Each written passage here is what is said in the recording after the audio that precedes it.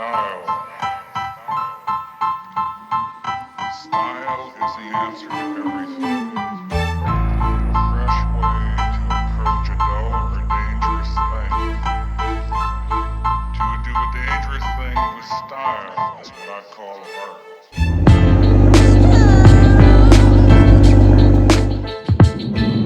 Okay, here we are on the Italian Cardul, and today we're gonna do something a little different. I am right now driving, road tripping, and testing for you guys and for me the 2022 Toyota Supra or the 2022 BMW Supra, should I say. So let me elaborate. And what do I say we're gonna do it differently? Because I'm just gonna tell you how I feel while I'm driving it, okay? So nothing prepared. I'm just gonna give it to you. Whatever I think, I'll tell you, okay? At the end of the video, we'll come up with what I really think about this car. So I'm going to work to Georgia from North Carolina. It's about like a 6-hour drive each way, and I was, you know what, instead of getting on a plane, rent a car, yada yada yada, let me just rent a car, something I want to try and make a video out of it. So here I am in the 2022 Toyota Supra. I got it from the airport. I get there from I rented it from Turo, which was a great experience, I gotta say. I get there, I see it in the parking lot. It looks beautiful. Okay, it looks beautiful from far. I am glad they finally see a car that they spent some time in the design. Okay, they didn't design just for just because it was gonna be easier, but they actually designed. They did something. It's beautiful. It's very aerodynamic. It's very low to the ground, and it's a striking looking car. It's a little bit futuristic, which I usually personally not so much into it, but I gotta say it really is beautiful. Okay, one thing that I find strange or interesting, or I was actually like surprised by it, it is essentially, when you go in, it is a BMW Z4. Everything in here is BMW. Okay, so that was, in the beginning, my first impression, a little disappointing. Like, you spend all this time and effort,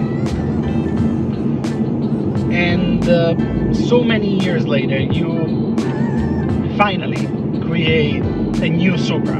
Okay, something that people have been waiting for. There is a lot of fan base that follows not just Japanese car, but the Toyota Supra, that became super, I feel, famous because also of Fast and Furious. Yes, so many people, so much hype, so many people waiting for it. You create a whole new design, which is I feel like, okay, you made it futuristic because we're in 2022. You want to do the fresh new look, keeping the logo in the back, like you can see, like the classic 1990s fonts that says Supra, which I think is great. But then you climb inside, and there is literally nothing Toyota here besides like a badge on the steering wheel. I'm not sure how to feel about that. So, besides that, my first impression, this is like really tight in here.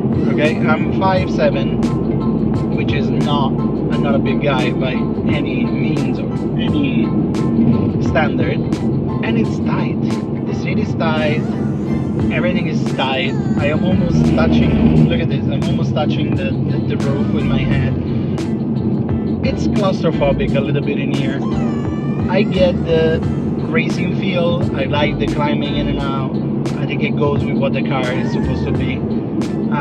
Sitting low to the ground, that I like. The seats are nice, but a little too tight. You can adjust them, but only to make it even tighter than this. And those sides, they're digging into my sides. Now, Mind you, I just came back from Italy and I gained 10 pounds probably, but still, like, who's this car for? Like, who's gonna sit in here comfortably? I got my nephew climbing in. He's 14 and like he weighs 25 pounds wet. And sure, it was comfortable, but like, let's be real. Like, who's gonna buy this car? It needs to be feel sporty, but like a little bit more roomy than this. I don't think it's necessary. Like, the center console is like super bulky. Everything's super bulky. And again, I'm sitting in a BMW. Is that a bad thing? Does usually Japanese cars are very simple inside, right? Almost too simple, and that's always been my complaint with it. Is, you know, you get into Subarus and things, everything that is like sporty and extremely sporty, they usually like extremely simple to the point where you like, okay, maybe you could make a little bit more of an effort.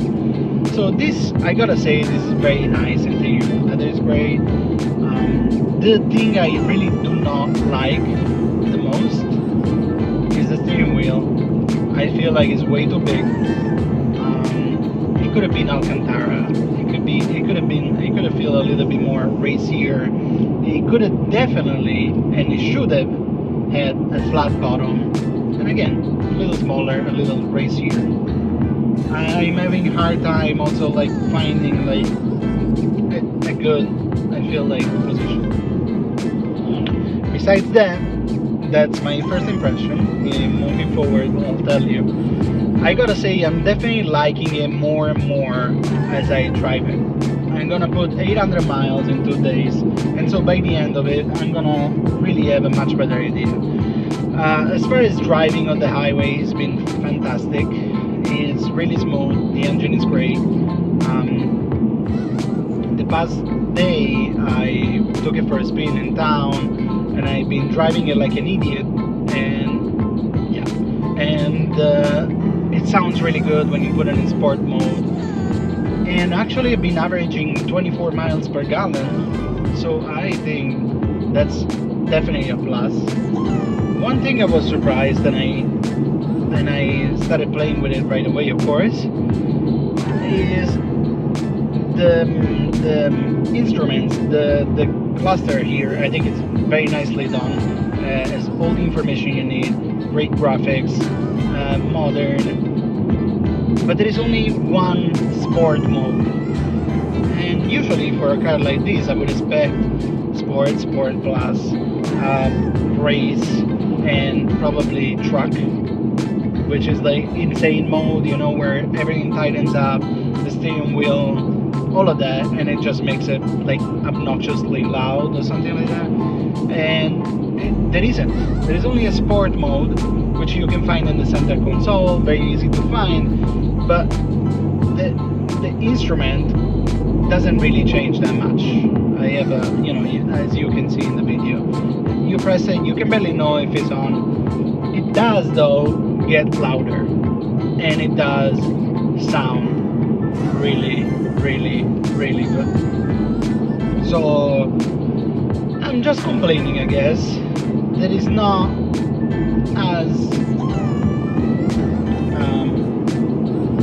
not insane, but it's a Supra, right? I would expect it to be, no, like a T4. I would expect it to be more of like a racier, more over the top. And I feel so far, and I'll tell you how I feel at the end, that the inside and the experience doesn't necessarily match the design and the name, the badge on this car.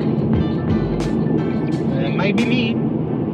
Well, so far it's been a challenge on the highway, like as I was mentioning, super smooth and super aerodynamic. Before you know, you're like 1800 RPMs and 8-gear automatic, which also I know this year they came up with a stick shift, which this car definitely needs. It will take the experience to the next level. But like 1800 RPMs, barely touching the accelerator, and you're going 80 miles per hour.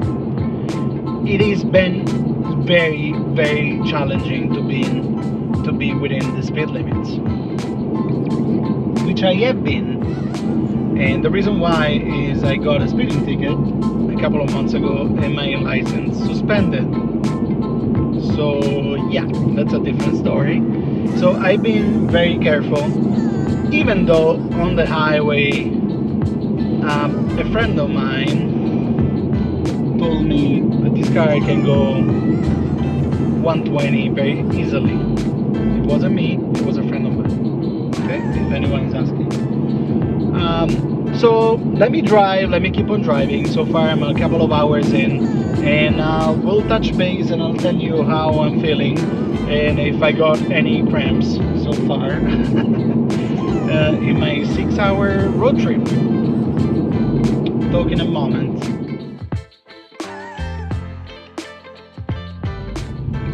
Okay, 5.5 hours into my road trip. How am I feeling? Well, I don't feel my butt anymore. That's a fact. But you know, I'm going for the last stretch.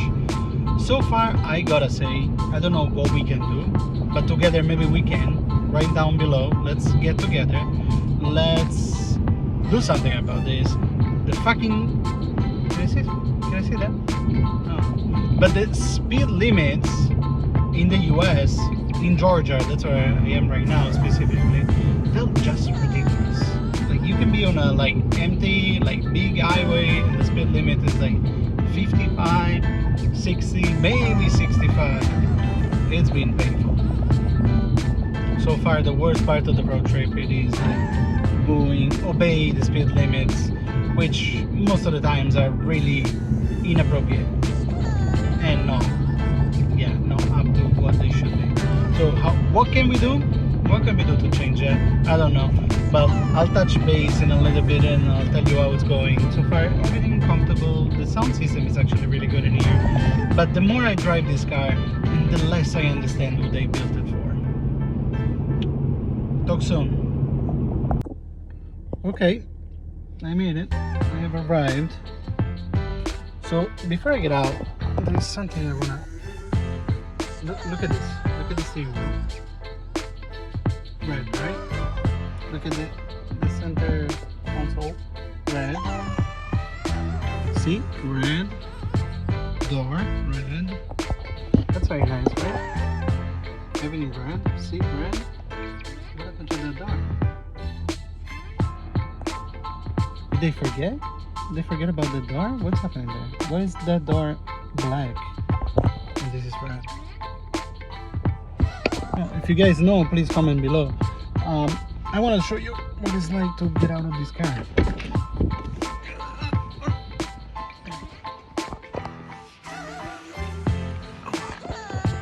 Ouch. Ouch.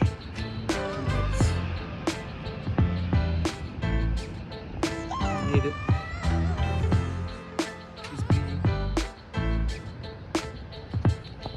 Definitely growing on me. Definitely growing. This car goes like an arrow. I'm telling you. It took me 6 hours and 15 minutes, but if it wasn't for the speed limit, I would have made it here so much faster.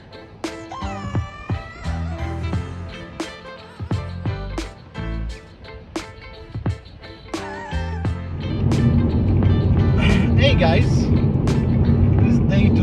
I mean, I'm almost back home. So by now I did about 700 miles and I have about 1 hour and a half left. My question this whole time has been, who's this car for? And I had the answer under my eyes the whole time. Well, I should say behind my eyes. Or who's this car for? Really? Like, did I get it? Did I get who this car is for? Well, I think I did. So this car is not for the white or whatever it is, for the dude with the Supra. It's not for the guy with the Supra, the old Supra. It doesn't have anything to do. It's the name. Yes, it's a continuation. It's an homage, if you want, like using the badge and all of that. But this car is way more refined. It is essentially actually a BMW inside. It's really nice. It's a great place to be.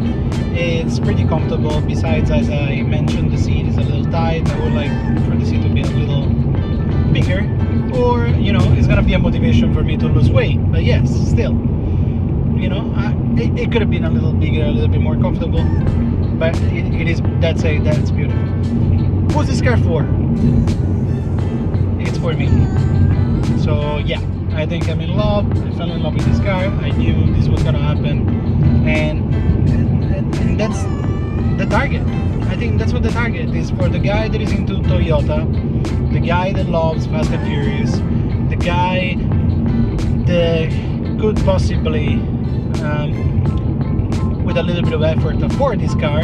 And for what it costs, like I was looking last night, they're like now barely used with low miles in the mid 40s. I mean, what other supercar are you gonna buy in the 40s? And this car, it kind of has that status. Even though it's a BMW Z4, it really turns heads.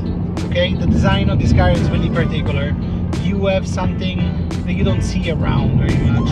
So just today alone, yesterday I got a thumbs up on the highway, but today alone, every gas station where I stop, every place I stop, I get looks, and people start talking to me, either asking or they know what it is, and they say they haven't seen one before. So yeah, I love this car. I love attention. I love having something that is not common, right? But the interior, it is a Z4. So the classic customer for the Supra is not gonna understand this. This is more for middle age. I'm not aging myself now, but it's more for the guy that wants the comfort, what's a good sound system, the good infotainment, nice leather, and everything that you need in the car, and not just be a sport car. If you wanna drive it normally, you totally can. But when you press on the accelerator, this thing is a beast. It's 382 horsepower. This thing it just goes. And people on the road, who knows. I might have not raced with a Mustang GT for a couple of hours on the highway. And the guy knew immediately what this was, and he wanted to see what it can do. That's the beauty of this. I think you are driving all around. It's not extremely stiff. It's not overly low, so you can drive comfortably around all day. But unlike the Z4, this catches people's attention. The Z4 to me is just boring. The only one I love, of course, is like the Z4 Coupe from between 2006 2008. I would love to buy one of those. I've been looking forever. Obviously the M version, and that's similar to this. It's like a striking design, definitely a little bit more classy. This is more futuristic. It looks cool. It really does. What else I wanted to tell you? Oh, that's what I was thinking. Before looking last night, I was looking into the sales number of this car, and I was actually surprised. I assumed that this car didn't sell well, and it's not necessarily true. Let me elaborate that. It did sell. They sold a lot, especially in 2020, which is, I'm sorry about it, because the 2020 was a little bit underpowered, so the 2021, 2022 is definitely better. The 2023 I would love to try, because there is a stick shift, okay, manual transmission. I think this car would definitely go to the next level with the manual transmission, and 2023 they did it, so that's great. I would love to try one of those. But they did sell a fair amount of those cars. So where are they? Why are they not on the street? So I went on Auto Trader just to see what they're selling for, and just in a quick search I found about 900 of them for sale. 900 Toyota Supra with most of them less than 5,000 miles. I think the most mileage I saw is like 10,000, 15,000, something like that. But why is that? And I tell you why, because a lot of people bought it and realized that it wasn't for them. So here is my prediction of what's gonna happen on this car. I don't think $45,000 is a whole lot of money for what this is, because it really catches a lot of attention, just like a supercar, and it's fast and it's comfortable. So I think the money is kind of right. But I tell you what, because of what's happening, because it's sold, but then the sales stopped and people are not sure, and they realize they don't like it, there is a lot for sale out there with low miles, it's gonna go down. It's gonna go down, and my prediction is you're gonna be able to pick up soon one of those in the high 20s to low 30s with somewhat low mileage, and then it's gonna be a bargain. So when that happens, don't be surprised if I get one of those. I tell you who's gonna be surprised: my wife. That's a different story. It's a different conversation. As long as you guys don't tell her, we're good. We never spoke about this. But yeah, so I love it. I was afraid this was gonna happen, and but this is a good way. I want to see if I can do a little bit more of this, and like rent a car and hang on to it for a couple of days. Because if I was based on my first impression, I kind of hated it for the first 10 minutes. Not gonna lie, not hated it, but I didn't like it as much. Okay, so there you go. This is what I think. Comment down below if you have one of those. Let me know what your experience is. I know Toyota prepared them to be modified for a lot of aftermarket parts, and I see the new ones, actually the spoilers a little bit more crazy. If it was me, I wouldn't pick the silver. I would probably put a little spoiler, something tasteful, and the red interior is absolutely beautiful. Well, thank you for being with me on my road trip and test drive of these Toyota / BMW Supra. And how cool is to say that you own a Supra? I think it's, I think it's kind of a no-brainer. Okay, peace out. Let me know what you think. And if you disagree with me, please feel free to disagree with me. You're not gonna be the first or the last. Let's talk about it. This is the Italian Car Dude. Ciao.